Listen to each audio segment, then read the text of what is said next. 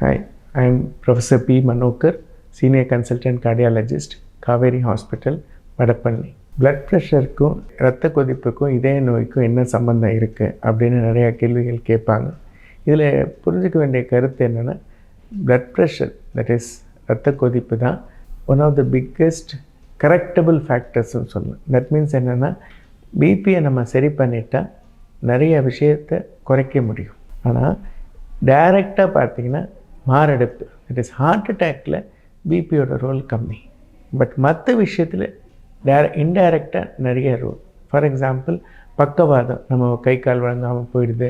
அந்த வியாதியில் பார்த்திங்கன்னா உலகத்தில் இருக்க எல்லா பிபியும் நம்ம கண்ட்ரோல் பண்ணிட்டா 57% of strokes that is almost half ஸ்ட்ரோக்கை வந்து நம்ம தடுக்க முடியும்.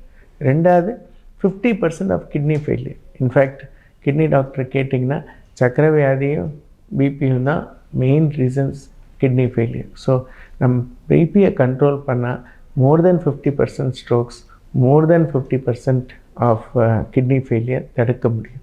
அதுக்கு மீறி இதயத்தை பொறுத்தவரை heart failure that is heart செயல்பட சரியாகாதனால வர பிரச்சனைகளில் பிளட் ப்ரெஷர் தட் இஸ் இரத்த கொதிப்பு வந்து பெரிய ரோல் ப்ளே பண்ணுது.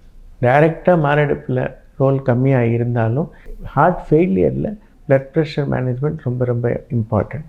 உலகத்தில் பிபி வந்து எல்லாருக்கும் நிறைய நம்பர்ஸில் இருக்கிறனால ஓவராலாக பார்த்திங்கன்னா ஈவன் மாரடைப்பில் கூட பிளட் ப்ரெஷர் வந்து ஒரு மேஜர் ரிஸ்க் ஃபேக்டராக தான் இருக்குது. அதனால் என்றைக்குமே இதய நோயை பொறுத்தவரை பிளட் ப்ரெஷரை கண்ட்ரோல் பண்ணுறது பெனிஃபிட். கிட்னி ப்ராப்ளம்க்கும் ஸ்ட்ரோக்குக்கும் அதிகம். பட் கண்டிப்பாக கார்டியோவாஸ்குலர் சிஸ்டத்தில் பிளட் ப்ரெஷர் மேனேஜ்மெண்ட் வந்து எல்லா சிஸ்டத்துக்கும் ரொம்பவே இம்பார்ட்டண்ட்டான ட்ரீட்மெண்ட் ஆப்ஷன்.